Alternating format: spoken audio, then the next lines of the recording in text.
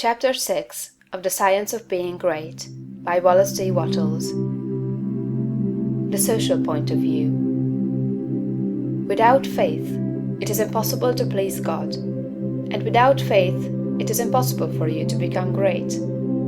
The distinguishing characteristics of all really great men and women is an unwavering faith. We see this in Lincoln during the dark days of the war. We see it in Washington at Valley Forge.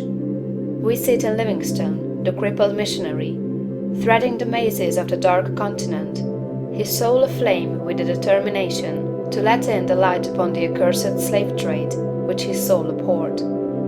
We see it in Luther and in Francis Willard, in every man and woman who has attained a place on the muster roll of the great ones of the world.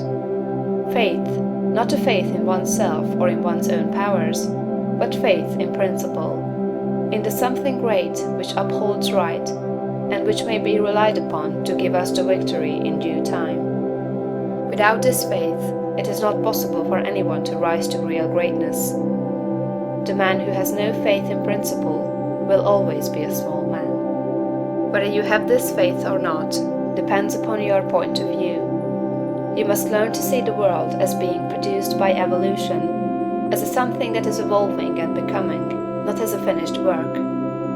Millions of years ago, God worked with very low and crude forms of life, low and crude, yet each perfect after its kind. Higher and more complex organisms, animal and vegetable, appeared through the successive ages. The earth passed through stage after stage in its unfolding, each stage perfect in itself, and to be succeeded by a higher one. What I wish you to note is that the so-called lower organisms are as perfect after their kind as the higher ones, that the world in the Eocene period was perfect for that period. It was perfect, but God's work was not finished. This is true of the world today. Physically, socially, and industrially, it is all good, and it is all perfect. It is not complete anywhere or in any part, but so far as the handiwork of God has gone, it is perfect. This must be your point of view, that the world and all it contains is perfect, though not completed. All's right with the world. That is the great fact. There is nothing wrong with anything. There is nothing wrong with anybody. All the facts of life you must contemplate from this standpoint. There is nothing wrong with nature. Nature is a great advancing presence, working beneficently for the happiness of all. All things in nature are good. She has no evil. She is not completed, for creation is still unfinished, but she is going on to give to man even more bountifully than she has given to him in the past. Nature is a partial expression of God, and God is love. She is perfect, but not complete. So it is of human society and government. But though there are trusts and combinations of capital and strikes and lockouts and so on, all these things are part of the forward movement. They are incidental to the evolutionary process of completing society. When it is complete, there will be harmony. But it cannot be completed without them. J.P. Morgan is as necessary to the coming social order as the strange animals of the age of reptiles were to the life of the succeeding period. And just as these animals were perfect after their kind, so Morgan is perfect after his kind. Behold, it is all very good. See government and industry as being perfect now, and as advancing rapidly toward being complete. Then you will understand that there is nothing to fear, no cause for anxiety, nothing to worry about. Never complain of any of these things. They are perfect. This is the very best possible word for the stage of development man has reached. This will sound like rank folly to many, perhaps to most people. What, they will say, are not child labor and the exploitation of men and women in filthy and unsanitary factories evil things? Aren't saloons evil? Do you mean to say that we shall accept all these and call them good? Child labor and similar things are no more evil than the way of living and the habits and practices of the cave dweller were evil. His ways were those of the savage stage of man's growth, and for that stage they were perfect. Our industrial practices, are those of the savage stage of industrial development, and they are also perfect. Nothing better is possible until we cease to be mental savages in industry and business and become men and women. This can only come about by the rise of the whole race to a higher viewpoint. And this can only come about by the rise of such individuals here and there as are ready for the higher viewpoint.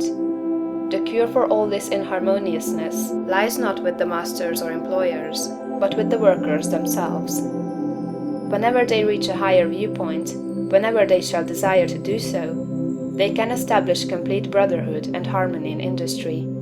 They have the numbers and the power. They are getting now what they desire. Whenever they desire more in the way of a higher, purer, more harmonious life, they will receive more.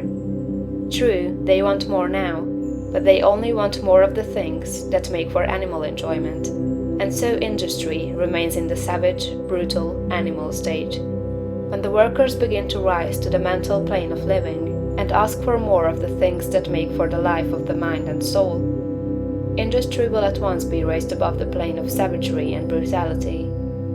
But it is perfect now upon its plane. Behold, in fact it is all very good. So it is true of saloons and dens of vice. If the majority of the people desire these things, it is right and necessary that they should have them. When the majority desires a world without such discords, they will create such a world. So long as men and women are on the plane of bestial thought, so long the social order will be in part disorder, and will show bestial manifestations. The people make society what it is, and as the people rise above the bestial thought, society will rise above the beastly in its manifestations. But a society which thinks in a bestial way must have saloons and dives. It is perfect after its kind, as the world was in the Eocene period, and very good. All this does not prevent you from working for better things. You can work to complete an unfinished society, instead of to renovate a decaying one. And you can work with a better heart and a more hopeful spirit. It will make an immense difference with your faith and spirit, whether you look upon civilization as a good thing that is becoming better, or as a bad and evil thing that is decaying. One viewpoint gives you an advancing and expanding mind, and the other gives you a descending and decreasing mind. One viewpoint will make you grow greater, and the other will inevitably cause you to grow smaller. One will enable you to work for the eternal things, to do large works in a great way toward the completing of all that is incomplete and inharmonious, and the other will make you a mere patchwork reformer, working almost without hope to save a few lost souls from what you will grow to consider a lost and doomed world.